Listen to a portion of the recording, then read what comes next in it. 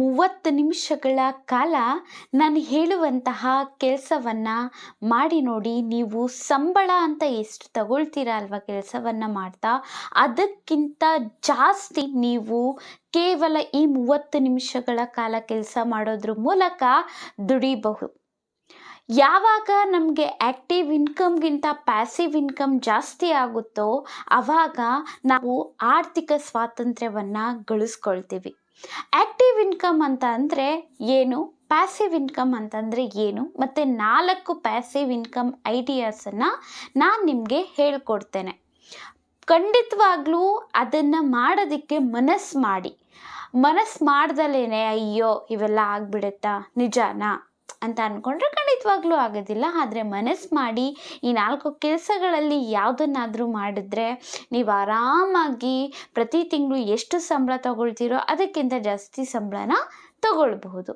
ಮೊದಲಿಗೆ ನಾನು active income ಅಂತಂದರೆ ಏನು ಅಂತ ಹೇಳ್ತೇನೆ. ಅದಕ್ಕೂ ಮುಂಚೆ ಲೈಕ್ ಮಾಡಿಬಿಟ್ಟು ಸಬ್ಸ್ಕ್ರೈಬ್ ಮಾಡ್ಕೊಳ್ಳಿ. ಆ್ಯಕ್ಟಿವ್ ಇನ್ಕಮ್ ಏನು ಅಂತಂದರೆ ನೀವು ಕಷ್ಟಪಟ್ಟಾಗ ಮಾತ್ರ ನೀವು ಹಣ ಮಾಡೋದಕ್ಕೆ ಸಾಧ್ಯ ಇರುತ್ತೆ.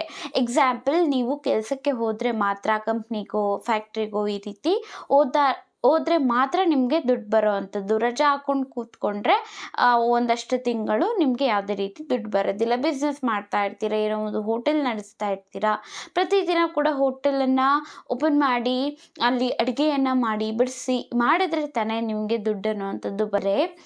ನೀವು ಪ್ಯಾಸಿವ್ ಇನ್ಕಮಲ್ಲಿ ಹೇಗೆ ಅಂದರೆ ಇವಾಗ ಒಂದು ಟೈಮಲ್ಲಿ ಮಾತ್ರ ಕಷ್ಟಪಡ್ತೀರ, ಒಂದು 10 ನಿಮಿಷ ಇಲ್ಲ ಒಂದು 5 ನಿಮಿಷ ಮಾಡಿಬಿಟ್ಟು ವಿಡಿಯೋ ಮಾಡಿ ಅಪ್ಲೋಡ್ ಮಾಡ್ತೀರಾ ಅಂತ ಅಂದ್ಕೊಳ್ಳಿ.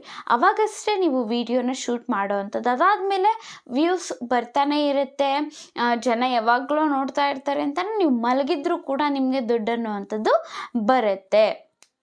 4 ಐಡಿಯಾಸನ್ನು ಆ ಥರದ್ದು ಹೇಳ್ತೇನೆ. ಫಸ್ಟು ಸೋಷಿಯಲ್ ಮೀಡಿಯಾ, ಇವಾಗ ಇನ್ಸ್ಟಾಗ್ರಾಮ್, ಯೂಟ್ಯೂಬ್, ಫೇಸ್ಬುಕ್ ಆಗಿರ್ಬೋದು, ಇದನ್ನು ಬಳಸ್ಕೊಳ್ಳಿ. ಎಕ್ಸಾಂಪಲ್ಗಳಾಗಿ ಕೊಟ್ಕೊಂಡ್ರೆ ಟ್ರಕ್ ಡ್ರೈವರ್ ಕೂಡ ಲಕ್ಷ ದುಡಿತಾರೆ. ಕೆಲವೊಬ್ಬರು ಇದ್ದಾರೆ ಎಕ್ಸಾಂಪಲ್ಗಳು.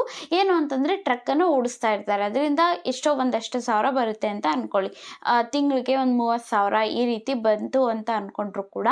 ಆದರೆ ಯೂಟ್ಯೂಬಿಂದ ಆಗಿರಲಿ ಇತರೆ ಬೇರೆ ಪ್ಲ್ಯಾಟ್ಫಾರ್ಮ್ಗಳಿಂದ ಅವರು 50,000ಕ್ಕಿಂತ ಜಾಸ್ತಿ ದುಡಿಯೋರು ಕೂಡ ಇರ್ತಾರೆ. ಅದು ಹೇಗೆ ಅಂತಂದರೆ ಅವ್ರು ಏನು ಮಾಡ್ತಾರೋ ಅದನ್ನು ವಿಡಿಯೋ ಹಾಕುವಂಥದ್ದು.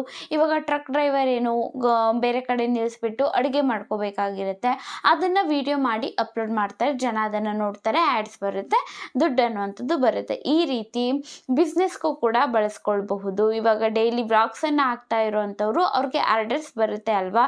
ಇವಾಗ ಉಪ್ಪಿನಕಾಯ್ದಾಗಿರಲಿ ಇಲ್ಲ ಏನೋ ಒಂದು ಅವ್ರು ಮಾಡ್ತಾ ಇರ್ತಾರೆ, ಚಕ್ಲಿ, ನಿಪ್ಪಟ್ಟು, ಆ ರೀತಿದನ್ನೆಲ್ಲ ಕೂಡ ಬಿಸ್ನೆಸ್ಗೂ ಕೂಡ ಬಳಸ್ಕೊಳ್ಬಹುದು. ಈ ಥರದ್ದು ಮಾಡಬಹುದು. ಎರಡನೇದು, ನೀವು ಎಲ್ಲೋ ಒಂದು ಫೋಟೋಸ್ ತೆಗಿತೀರಾ, ಯಾವುದೋ ಒಂದು ನೇಚರ್, ಪ್ರಕೃತಿದಾಗಿರಲಿ, ಈ ಥರದ್ದು ಫೋಟೋ ತೆಗೆದ್ರೆ, ಪ್ಲೇಸಸ್ ತೆಗೆದ್ರೆ ನೀವು ಆ್ಯಪ್ಗಳಲ್ಲಿ ಹಾಕ್ಕೊಂಡು ಅದನ್ನು ಮಾರಾಟ ಮಾಡ್ಕೊಳ್ಬಹುದು. ಇವಾಗ ಜಸ್ಟ್ ವಾಟ್ಸ್ಯಾಪ್ ಮತ್ತು ಇನ್ಸ್ಟಾಗ್ರಾಮ್ ಈ ಥರ ಹಾಕ್ಕೊಳ್ಳೋದಕ್ಕೆ ಏನೂ ಇದಾಗೋದಿಲ್ಲ. ಬಟ್ ಕಂಪ್ನಿಗಳು ತಗೊಳ್ಬೇಕು ಅಂತ ಅಂದರೆ ಕಮರ್ಷಿಯಲ್ ಪರ್ಪಸ್ಗೋಸ್ಕರ ತಗೊಬೇಕು ಅಂತ ಅಂದರೆ ನಿಮ್ಮ ಹತ್ರ ಏನು ಮಾಡಬೇಕಾಗತ್ತೆ, ಅದನ್ನು ಕೊಂಡ್ಕೊಳ್ಬೇಕಾಗತ್ತೆ.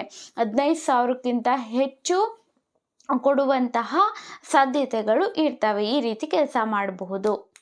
ಇನ್ನು ಮೂರನೇದು ಬಂದು ಡ್ರಾಪ್ ಶಿಪ್ಪಿಂಗ್ ಅಂತ ಹೇಳ್ಬೋದು. ಡ್ರಾಪ್ ಶಿಪ್ಪಿಂಗ್ ಅಂತ ಅಂದರೆ ಇವಾಗ ನಾವು ಆಫ್ಲೈನಲ್ಲಿ ನೋಡ್ತೇವೆ, ಒಂದು ಸ್ಟೋರ್ ಇರುತ್ತೆ, ಏನೋ ಒಂದು ಬುಕ್ ಶಾಪ್ ಅಂತ ಇರುತ್ತೆ ಅಂತ ಅಂದ್ಕೊಳ್ಳಿ. ಕಸ್ಟಮರ್ಸ್ ಬಂದು ಡೈರೆಕ್ಟಾಗಿ ಬಂದು ತಗೊಂಡೋಗ್ತಾರೆ. ಆದರೆ ಇಲ್ಲಿ ಆ ರೀತಿಯಾಗಿ ಇರೋದಿಲ್ಲ. ನಿಮ್ಮ ಹತ್ರ ಬುಕ್ಸು ಬೇಕಾಗಿಲ್ಲ, ಅಂಗಡಿ ಕೂಡ ಬೇಕಾಗಿರೋದಿಲ್ಲ, ಒಂದು ವೆಬ್ಸೈಟ್ ಅಥವಾ ಆ್ಯಪ್ ಇದ್ದರೂ ಕೂಡ ಸಾಕಾಗಿರುತ್ತೆ. ಸೊ ನೀವು ಬುಕ್ ಶಾಪ್ ಅವರು ಏನಿರ್ತಾರೆ ಅಲ್ವಾ, ಅವ್ರನ್ನ ಕಾಂಟ್ಯಾಕ್ಟ್ ಮಾಡಿಬಿಟ್ಟು ನೋಡಿ, ಇವಾಗ ಒಂದು ಬುಕ್ಗೆ 500 ರೂಪಾಯಿ ಇದೆ ಅಂತಂದರೆ ನಾವು 1,000 ಬುಕ್ಸ್ಗಿಂತ ಜಾಸ್ತಿ ಸೇಲ್ ಮಾಡ್ತೀವಿ. ನಂದು ಒಂದು ವೆಬ್ಸೈಟ್ ಇದೆ, ನಾನು ಡ್ರಾಪ್ ಶಿಪ್ಪರ್ ಅಂತ ಅಂದ್ಬಿಟ್ಟು ಹೇಳ್ಬೇಕು. ಆವಾಗ ಹೇಳಿದ್ರೆ ಏನು ಮಾಡ್ತಾರೆ, ನೀವು 500ಕ್ಕೆ ಕೊಡ್ತಿದ್ದೀರಲ್ಲ 400ಕ್ಕೆ ಕೊಡಿ, ಯಾಕಂದರೆ ನಾನು ಬಲ್ಕಲ್ಲಿ ಇದನ್ನು ಮಾರಾಟ ಮಾಡ್ತೀನಿ ಅಂತ ಹೇಳಿಬಿಟ್ಟು. ಸೊ ನಿಮ್ಮ ಒಂದು ವೆಬ್ಸೈಟಲ್ಲಿ ಹಾಕ್ಕೊಳ್ಬಹುದು. ಅದನ್ನು ಬೇರೆ ಬೇರೆ ಅಮೆಝಾನ್ ಆಗಿರಲಿ, ಫ್ಲಿಪ್ಕಾರ್ಟ್, ಇದರಲ್ಲಿ 1,000 ರೂಪಾಯಿ ಇರುತ್ತೆ ಅಂತ ಅಂದರೆ ನೀವು ಒಂದು 800 ರೂಪಾಯಿಗೆ ಈ ಥರ ಏನಾದರೂ ಕೊಟ್ಟರೆ ನೋಡಿ, ನೀವು 400 ರೂಪಾಯಿಗೆ ಒಂದು ಇದು ತೊಗೊಂಡಿರ್ತೀರ. ಸೊ ಇನ್ನೂ 400 ರೂಪಾಯಿ ಒಂದು ಬುಕ್ ಮೇಲೆ ನಿಮ್ಗೆ ಇನ್ನೂ 400 ರೂಪಾಯಿ ನಿಮಗೆ ಎಕ್ಸ್ಟ್ರಾ ಕಾಸು ಅನ್ನುವಂಥದ್ದು ಬರುತ್ತೆ. ಈ ರೀತಿ ಕೂಡ ನೀವು ಮಾಡಬಹುದು. ಇನ್ನು 4ನೇದು ಏನು ಅಂತಂದರೆ, ನಿಮ್ಗೇನಾದರೂ ಸ್ಕಿಲ್ಸ್ ಇದ್ದಾವೆ ಅಂತ ಅಂದರೆ ಅದನ್ನು ಮಾರಾಟ ಮಾಡಬಹುದು. ಕೋರ್ಸ್ಗಳ ರೂಪದಲ್ಲಿ, ಲೈವ್ ಸೆಷನ್ಸಲ್ಲಿ, ವೆಬಿನಾರ್ಸಲ್ಲಿ, ಈ ರೀತಿ ಅನೇಕ ಮಾರ್ಗಗಳು ಇದ್ದಾವೆ. ಸ್ಪೆಸಿಫಿಕ್ ಆಗಿ ಒಂದೊಂದೇ ಮಾಡಿ ಡೀಟೇಲ್ ಆಗಿ ಹೇಳಿ ಅಂತ ಕಮೆಂಟ್ ಮಾಡಿ ಹೇಳಿದ್ರೆ ನಾನು ಖಂಡಿತವಾಗ್ಲೂ ವಿಡಿಯೋನ ಡೀಟೇಲ್ ಆಗಿ ಮಾಡ್ತೀನಿ, ಪ್ರತಿಯೊಂದ್ರದ್ದು ಸೆಪರೇಟ್ ಆಗಿ. So thank you for watching.